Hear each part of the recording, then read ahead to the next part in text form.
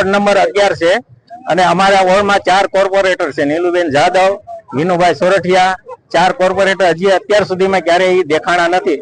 અમારા ઇલાકાના ઘણા પ્રશ્નો છે, પણ ઘણી વખત રજૂઆત કરવા છતાં આજ સુધી કોઈ પ્રશ્નનો ઉકેલ નથી આવ્યો, જેવા કે રોડ રસ્તા, પાણી, સફાઈ અને પેશકદમી એવા ઘણા પ્રશ્નો છે, પણ એનો કોઈ ઉકેલ નથી આવ્યો। પણ હવે અમારે બીજા રસ્તો લેવો પડશે।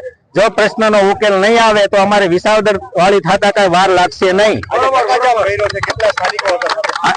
આજે સકાજામ કરવાથી 400 થી 500 માણસ અમે અત્યારે આજુબાજુના વિસ્તારના ભેગા થયેલા છે, એટલે દરેકે નોંધ લેવી, અમારા પ્રશ્ન તાત્કાલિક ઉકેલે।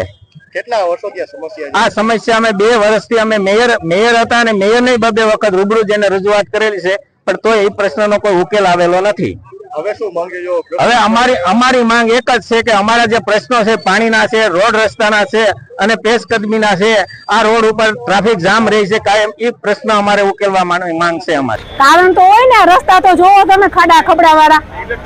કેટલા વર્ષોથી સમસ્યા? 5 વર્ષથી અમે રહે છે, 5 વર્ષથી આમ નામ છે।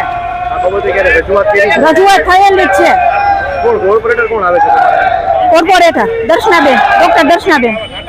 એમને રજૂઆત કરી છે, તો એ સમસ્યાનો કોઈ હલ નથી લાવતા? કોઈ દિવસ નહીં, ક્યારેય નહીં। હવે ક્યારેથી કેવી સમસ્યાઓ કેવી થાય છે? બહુ જ સમસ્યા થાય છે, અહીંયા આવો એટલે ખબર પડે ચોમાસામાં, અને અત્યારે એમ જ છે। હવે શું માંગ છે તમારી? અત્યારે એમ જ છે, એમ તો કહું છું, અત્યારે એમ જ છે। સમસ્યા એ છે કે રસ્તાઓ આજે ચોમાસા પહેલા ખોદેલા છે અને એટલા 1-1 ફૂટ ઊંડા ખાડા પડેલા છે રસ્તા ઉપર ને સાઈડમાં જ, જે એક્ટિવા લઈને કે ગાડીના ટાયર નીચે વહી જાય તો ગાડી પણ ઊંધી પડી જાય, અથવા તો એક્ટિવા વાળા પડી પણ જાય છે, અને હું પણ પડેલી છું 2-3 વખત। એના માટે એ સમસ્યા લઈને આવેલા છે। હા, બહુ બધી વખત રજૂઆત કરેલી છે। સોરી, કોર્પોરેટર છે દર્શાબેન શાહ છે અને નીલુબેન છે, બીજા બધા રાજકારણીઓ છે।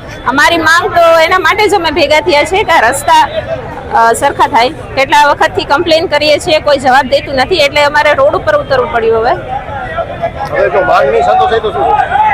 માંગ નહીં સંતોષાય તો સરકારને ખબર જ છે શું થશે, જેમ વિસાવદરમાંથી મે બી એવું પણ થઈ શકે।